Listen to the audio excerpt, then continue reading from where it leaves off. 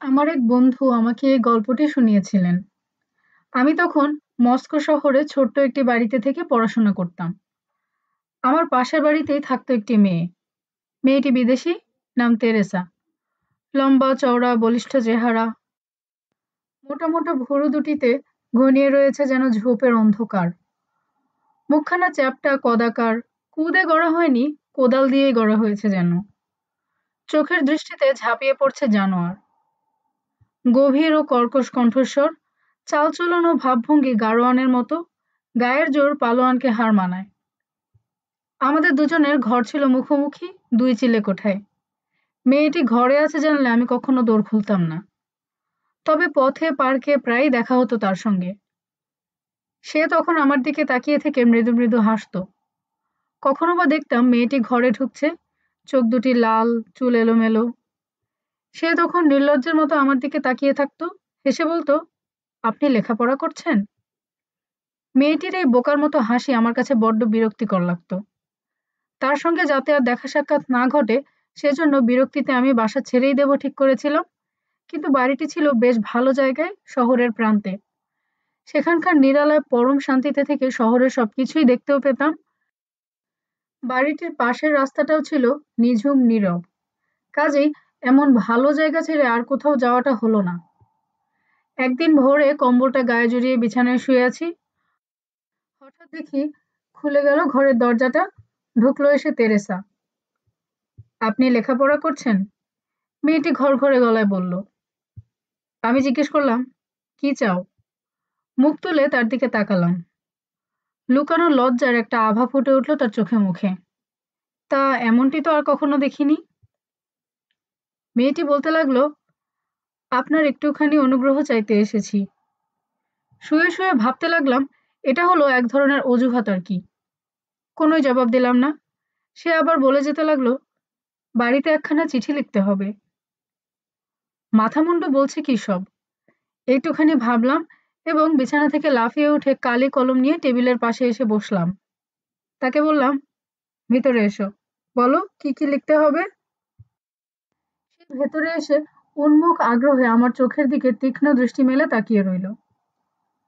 তাকে জিজ্ঞেস করলাম, তা বেশ তো, কিন্তু কার কাছে লিখতে হবে শুনি? বলশেভের কাছে।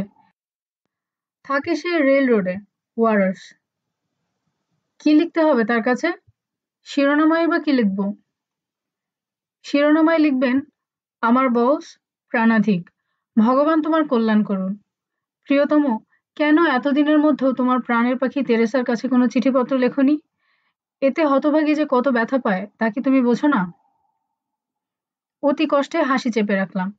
এই বেচারি পাখিটির কথা ভাবতেই আমার তাক লেগে গেল। লম্বায় হবে পুরো 6 ফুট, হাত দুটো ঠিক মুষ্টিযোদ্ধার মতো, মুখখানা পোড়া কাঠ। ঝিয়ের কাজ ছাড়া জীবনে বোধহয় আর কোনো কাজই করেনি। আর সে কিনা প্রাণের পাখি! কিন্তু আমি এবারে সোজা তার দিকে তাকিয়ে জিজ্ঞেস করলাম, এই বলশেভটি কে? আমার বস। সে যেন হঠাৎ ঘাবড়ে গেল। তার ধারণাই ছিল না কেউ তাকে এমনভাবে বলশেভের কথা জিজ্ঞেস করতে পারে। বলশেভ আমার প্রবাসী প্রণয়ী। প্রবাসী প্রণয়ী? আপনি অবাক হলেন? মেয়েটি বলল, কেন? আমার মতো তরুণীর কি কোনো প্রণয়ী থাকতে পারে না? আমি তখন ভাবলাম, তরুণী? কি হাসির কথাই না শুনছি। জিজ্ঞেস করলাম, কদিন হলো তার প্রেমে পড়েছ? আজ 10 বছর। যাই হোক, শেষ পর্যন্ত আমি তার চিঠি লিখে দিয়েছিলাম। ভালোবাসার এত করুণ আর দরদ মাখা ভাষায় সেই চিঠি লেখা হয়েছিল যে ইচ্ছে হলো আমি নিজেই বলশেভের আসনটি দখল করে বসি। অবশ্য এই প্রণয় আহ্বান তেরেসার নয়, আর কারো কাছ থেকে এলে তবেই। প্রেম লিপি লেখা শেষ হলে মেয়েটি আমাকে আন্তরিক ধন্যবাদ জানালো। তারপর আবার সে গম্ভীরভাবে বলল, আমি কি আপনার কোনো সাহায্যে আসতে পারি? না ধন্যবাদ, আমার জন্য তোমাকে কিছুই করতে হবে না। আমার কিন্তু বড় ইচ্ছে হয় আপনার জামাকাপড় সেলাই করে দেই, সাজিয়ে গুছিয়ে রাখি। আমি একথায় খুবই বিরক্তি বোধ করলাম। তাকে জানিয়ে দিলাম আমার কোনো কাজই তাকে করতে হবে না। বাধ্য হয়ে মেয়েটি প্রস্থান করল। প্রায় 2 হপ্তাহ কেটে গেল। একদিন সন্ধ্যায় আমি জানালার পাশে বসে আছি, মাঝে মাঝে উঠে পায়চারি করছি আর গুনগুনিয়ে গান গাইছি। সেদিনকার আবহাওয়া ছিল বড্ড বিশ্রী, কাজেই বাইরে যাইনি। হঠাৎ দেখি দরজাটা খুলে গেল। নিশ্চয়ই কেউ এসেছে। এই যে তেরেসা, আপনি কি পড়াশোনায় খুব ব্যস্ত আছেন? না, কেন? দয়া করে কি আপনি আমাকে আরেকটি চিঠি লিখে দিতে পারেন? তা দিতে পারি। কার কাছে? বসের কাছে? না, আমি তার জবাবটা চাই। কি বললে? আমি রীতিমতো চেঁচিয়ে উঠেছিলাম আর কি। আপনি আমায় মাফ করুন। দেখছেন না আমি বড় বোকা। মনের কথা গুছিয়ে বলতে পারি না। এ চিঠি আমার জন্য লেখাতে আসেনি, আমার এক বন্ধুর জন্য। বন্ধুও ঠিক বলতে পারি না, তবে আমার খুবই পরিচিত। কি করে লিখতে হয় জানে না সে। আমার মতো তারও একজন প্রণয়ী আছে, বিদেশে থাকে সে। আমি তার চোখের দিকে তাকিয়ে রইলাম। এতে সে ভারী লজ্জা পেয়ে গেল। লজ্জার ভয়ে সে যেন আড়ষ্ট হয়ে রইল, তার হাত কাঁপতে লাগলো। মনে হলো আমি তার আসল ব্যাপারটা ধরে ফেলেছি। আমি তখন বেশ রাগের সুরেই তাকে বললাম, দেখো, যেসব কথা তোমার বলশেভের সম্বন্ধে বলেছ তার সবই তোমার মিথ্যে কথা, তোমার উদ্ভট কল্পনা। আসলে এটা হলো আমার এখানে আসবার একটা ফিকির। হ্যাঁ, শুনে রাখো, তোমার সঙ্গে কোনো কথা বলতেও আর রুচি হয় না আমার, বুঝলে তো? আমার এখনো বেশ স্পষ্ট মনে আছে, তখন সে যেন লজ্জায় ও অপমানে বিবর্ণ হয়ে গেল। কি যেন বলতে গিয়েও বলতে পারল না। হঠাৎ মনে হলো মেয়েটিকে নিশ্চয়ই ভুল বুঝেছি। আমাকে ফাঁদে ফেলবার মতো দুঃসাহস নিয়ে নিশ্চয়ই সে আমার কাছে আসেনি। এর পেছনে একটা কিছু আছে অবশ্যই, কিন্তু কি? মেয়েটি বলতে যাচ্ছিল, আপনি তো পড়ালেখা করেন, কিন্তু কথা শেষ না করেই বেরিয়ে গেল ঘর থেকে। বসে রইলাম, মনে অত্যন্ত অস্বস্তি হলো। মেয়েটি যে সশব্দে তার ঘরের দরজা বন্ধ করে দিল শুনতে পেলাম।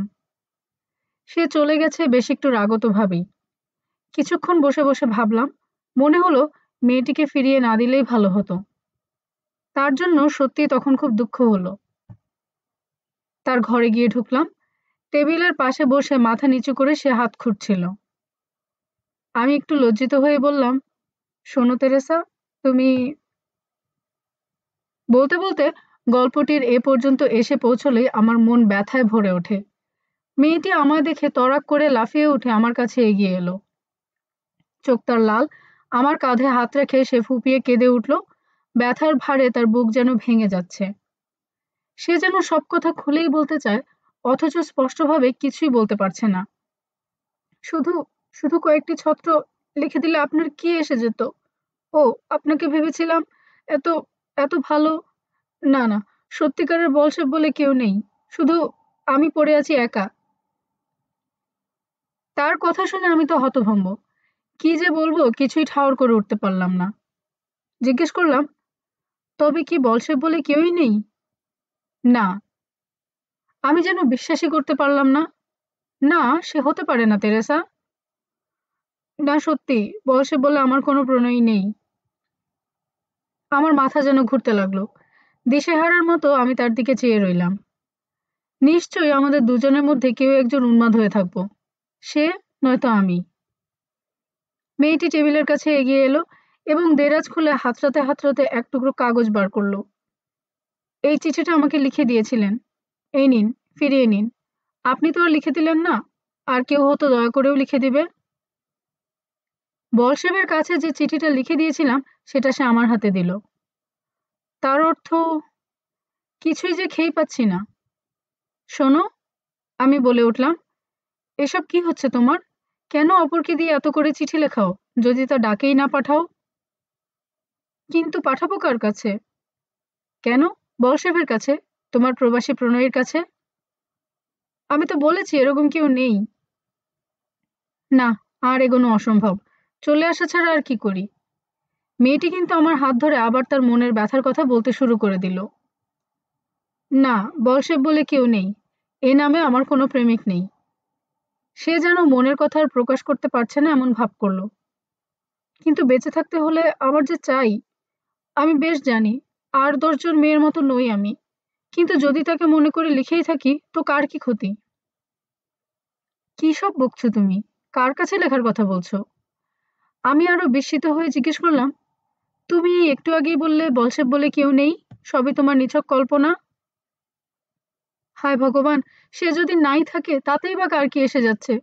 আমার সত্যিকারের কোনো বলশেভ নেই, কিন্তু আমি ভাবি সে আছে। সত্যি সত্যি আছে ভেবে চিঠি লিখি, সেও উত্তর দেয়। আবার লিখি আমি, আবার পাই তার জবাব। এইটুকুই আমার সান্ত্বনা। এবারে আমি সবই বুঝতে পারলাম। ব্যাপারটা সত্যিই বড় দুঃখের। কিছুটা লজ্জিতও হলাম, নিজেকে অপরাধী মনে হলো। আমি যেন নিদারুণ আঘাত পেলাম। বেচারির কি দুর্ভাগ্য! বাপ নেই, মা নেই, আত্মীয় স্বজন বা বন্ধু বান্ধব বলতে কেউ নেই। এক কথায় বলতে গেলে একটুখানি ভালোবাসা দেখাবারও কেউ নেই তার। অথচ বুকে তার অফুরন্ত প্রেমের উৎস। বেচারি তাই কল্পনায় সৃষ্টি করেছে তার প্রণয়ীকে। ব্যথা ভরা একটানা ঘরঘরে সুরে মেয়েটি আবার বলতে লাগলো, আপনাকে দিয়ে বলসবের কাছে আমি যে চিঠি লিখিয়েছিলাম, সেটাই আর একজনকে জোরে জোরে পড়ে শোনাতে অনুরোধ করেছি। তারপর বলসেবের কাছ থেকে তার প্রিয়তমা তেরেসার কাছে, আমার কাছে সেই চিঠির জবাবটা চেয়েছি। আমার নিশ্চিত বিশ্বাস বলসেব বেঁচে আছে কোথাও। জানি না সে কোথায়, তাই তো আমিও কোনো রকমে বেঁচে আছি। এতে এ জীবনটাকে খুব কঠোর, খুব নিদারুণ, খুব একলা মনে হয় না। এরপর থেকে নিয়মিতভাবে সপ্তাহে ২ বার আমি তাকে চিঠি লিখে দিতাম। তেরেসার কাছ থেকে বলসেবের কাছে, বলসেবের কাছ থেকে তেরেসার কাছে। আমার বেশ স্পষ্ট মনে আছে তার চিঠির ভাষা হতো প্রণয়ের উত্তেজনায় বা উচ্ছ্বাসে ভরপুর, বিশেষ করে জবাবগুলি। সে তা শুনতে থাকতো একান্ত আগ্রহ ভরে, কখনো ফুঁপিয়ে ফুঁপিয়ে কাঁদত, কখনো বা আহ্লাদে আটখানা হয়ে হাসতে থাকত। মাস তিনেক পরে কোনো কারণে সে ধরা পড়ে, জেলে পাঠানো হয় তাকে। আর কখনোই হতভাগিনীর সঙ্গে আমার দেখা হয়নি। খুব সম্ভব সে কারাগারেই মারা গেছে।